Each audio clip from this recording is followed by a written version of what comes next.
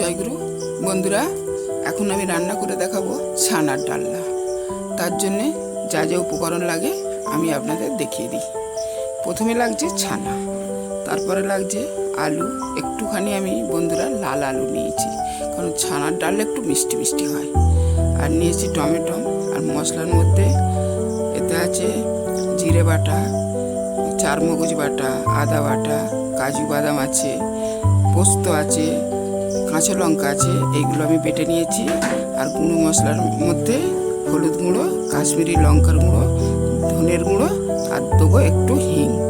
এই দিয়ে আমার হয়ে যাবে ছানার ডালনা। আপনারা প্রথম থেকে শেষ পর্যন্ত দেখতে থাকুন। কড়াইতে তেল আমার গরম হয়ে গিয়েছে। প্রথমে দেবো একটা তেজপাতা আর দুটো গোটা গরম মশলা, তারপরে দেবো একটু হিং। এবারে আলু,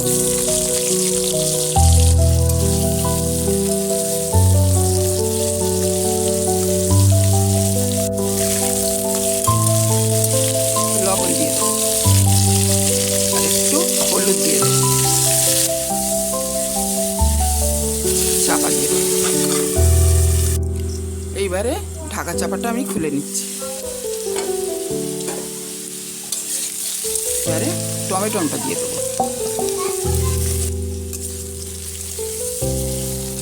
সেদ্ধ হওয়ার জন্য টমেটোটা নরম হওয়ার জন্য ফের ঢাকা দিয়ে দিচ্ছি।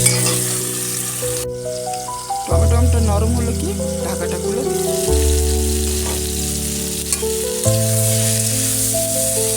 এবারে মশলা বাটা আর গুঁড়ো একসাথে মিক্সড করে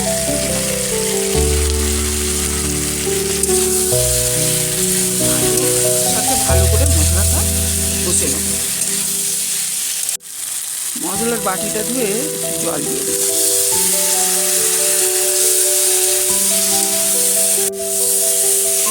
মশলাটা আমার কষানো হয়ে গিয়েছে। এবারে জল দিয়ে দেবো।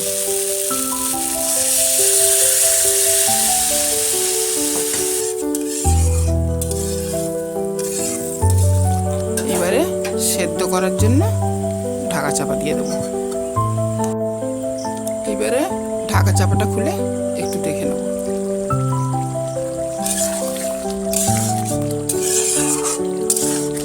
এক চামচ চিনি দিয়ে দেবো, ছানাটা দিয়ে দেবো।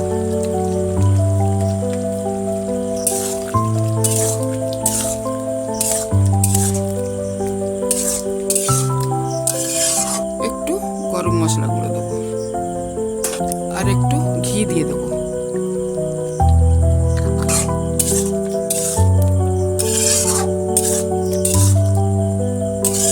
ছানার ডালনাটা আমার হয়ে গিয়েছে। এইবারে নামিয়ে নেব। বন্ধুরা, এই ছানার ডালনাটা আমার হয়ে গিয়েছে, নামিয়ে নিয়েছি। এই ভিডিওটা প্রথম থেকে শেষ পর্যন্ত দেখার জন্য আপনাদের ধন্যবাদ। জয় গুরু।